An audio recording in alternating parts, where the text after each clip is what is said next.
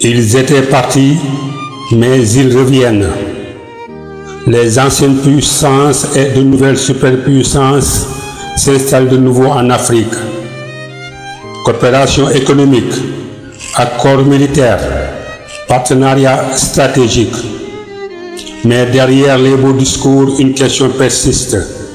L'Afrique est-elle vraiment libre ou entre-t-elle dans une nouvelle forme de colonisation? Depuis quelques années, un phénomène prend de l'ampleur.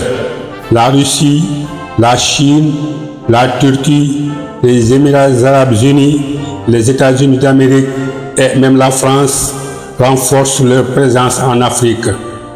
Bases militaires, grands projets d'infrastructures, aide humanitaire, écoles, médias.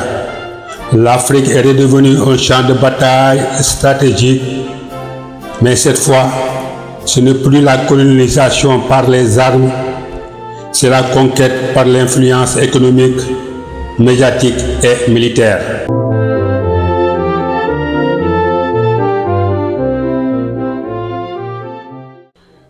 La Chine construit des routes, des chemins de fer, des ports.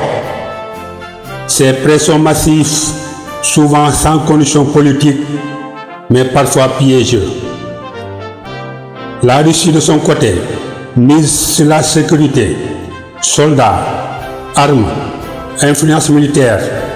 Elle s'affiche comme un allié des régimes anti-impérialistes.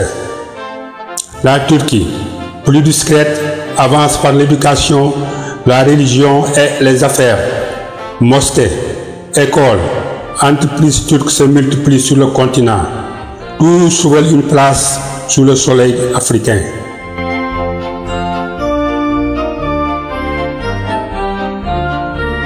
Face à cette nouvelle vague, l'Occident se repositionne.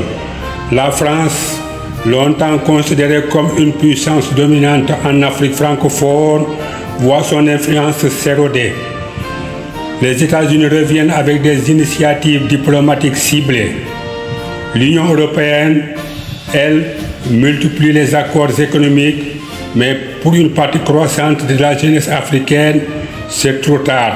La méfiance est installée. Le temps des promesses creuses est terminé.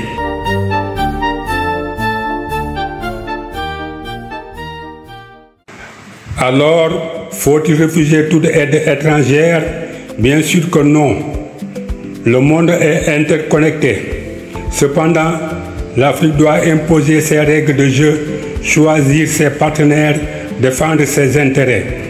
Elle doit être libre, lire entre les lignes, refuser les accords déséquilibrés et protéger sa souveraineté. Sinon, elle restera le pion des autres. Et cette fois, la colonisation ne sera plus violente. Elle passera par les dettes, les bases militaires, les données numériques et les discours bien rodés. L'Afrique est riche, elle est jeune, elle est ambitieuse. Ce n'est pas d'assistance qu'elle a besoin, mais de vision, d'unité et de souveraineté. Le futur de ce continent dépend de ce que nous acceptons et refusons aujourd'hui.